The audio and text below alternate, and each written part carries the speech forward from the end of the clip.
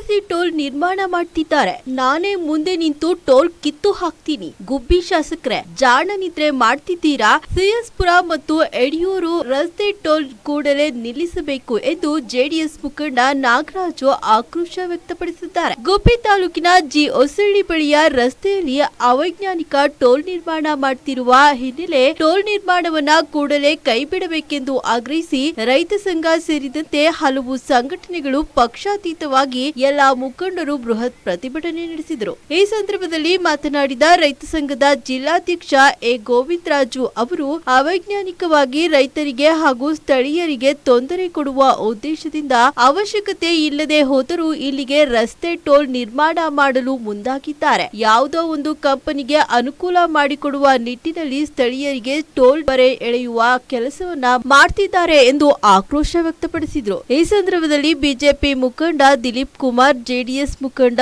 ಹೊನ್ನಗಿರಿಗೌಡ, ತಾಲೂಕು ರೈತ ಸಂಘದ ಅಧ್ಯಕ್ಷ ವೆಂಕಟೇಗೌಡ, ಕಾರ್ಯದರ್ಶಿ ಲೋಕೇಶ್, ಮುಖಂಡರಾದ ಜಯದೇವ್ ಕುಮಾರ್, ಶಿವಕುಮಾರ್, ಹೊಸಳ್ಳಿ ರೇಣುಕಾ ಪ್ರಸಾದ್, ನರೇಶ್, ಸಿಕೆ ಪ್ರಕಾಶ್ ಸೇರಿದಂತೆ ನೂರಾರು ರೈತರು ಉಪಸ್ಥಿತರಿದ್ದರು. ರೈತರು ಅನೇಕ ಜಮೀನುಗಳನ್ನ ಒತ್ತು ಇದನ್ನ ಮಾಡ್ಕೊಂಡು ಮಾಡಿದೀರಾ.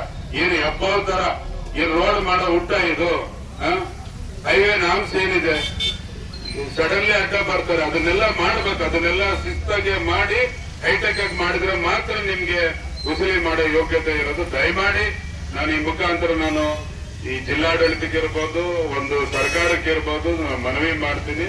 ಖಂಡಿತ ಈ ಟೋಲ್ ನಾವು ಯಾವುದೇ ಕಾರಣಕ್ಕೂ ಮಾಡಕ್ ಬಿಡೋದಿಲ್ಲ. ಬೈ ಚಾನ್ಸ್ ನೀವು ಮುಂದುವರೆದಿದ್ದೆ ಆದ್ರೆ ಈ ರೈತರು ಎಲ್ಲಾರು ಸೇರಿ ತಂದು ಇದೇ ದೊಡ್ಡ ಏನು ಬೆಟ್ಟ ಏನಲ್ಲ ಪುಡ್ಕೋಸಿತರ ಇದೆ ತಂದು ಕಡೆಗೆ ಮೊಚ್ಚಾಕ್ತಿವಿ. ಅದಕ್ಕೆಲ್ಲ ನೀವೇ ಹೊಣೆ.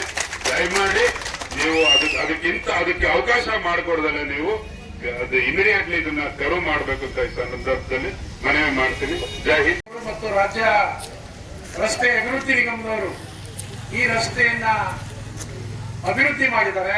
ಆದರೆ ಈಗಾಗಲೇ ಈ ರಸ್ತೆ ಬಹುತೇಕ ಬಹಳಷ್ಟು ಕಡೆ ಕಿತ್ತೋಗಿದೆ. ಕಳಪೆ ಕಾಮಗಾರಿಯನ್ನು ಮಾಡಿದ್ದಾರೆ. ರಸ್ತೆಯನ್ನ ಏನು ಅವರ ಎಸ್ಟಿಮೇಟ್ ಇತ್ತು ಅದರ ಪ್ರಕಾರ ಮಾಡದೆ ಬಹಳ ತಿರುಗುಗಳನ್ನು ಮಾಡಿ ಇವತ್ತು ಅಪಘಾತಕ್ಕೆ ಕಾರಣಕರ್ತರಾಗಿದ್ದಾರೆ. ಈ ಒಂದು ರಸ್ತೆ ಅದು ಸಹ ಸರ್ಕಾರಕ್ಕೆ ಕಿಮ್ಮತ್ತಿಲ್ಲ. ಯಾಕೆಂದ್ರೆ ನಮ್ಮ ಸಮಸ್ಯೆನ ಆಲಿಸಿ ಅದು ಪರಿಹಾರ ಕಂಡುಹಿಡಿಯಬೇಕಾದಂತ ಕರ್ತವ್ಯ ತಾಲೂಕು ಮಟ್ಟದಲ್ಲಿ ತಾಲೂಕು ದಂಡಾಧಿಕಾರಿಗಳಿರ್ಬೋದು, ತಾಲೂಕು ಶಾಸಕರಿರ್ಬೋದು, ತಾಲೂಕಿನ ಎಲ್ಲ ರಾಜಕೀಯ ಮುಖಂಡಗಳಿರ್ಬೋದು. ಇವತ್ತು ಅವರಿಗೆ ಯಾವುದೇ ಕಿಮ್ಮತ್ತಿಲ್ಲ, ಅವ್ರಿಗೇನು ಬೇಕಿಲ್ಲ. ಈಗ ನಮ್ಗೆ ಅನ್ಯಾಯ ಆಗ್ತಾ ಇರೋದು ಯಾರಂದ್ರೆ ಈ ಭಾಗದಲ್ಲಿ ಕಸಬಾ ಹೋಬಳಿ, ಕಡಬ ಹೋಬಳಿ, ಸಿಎಸ್ಪುರ ಹೋಬಳಿ,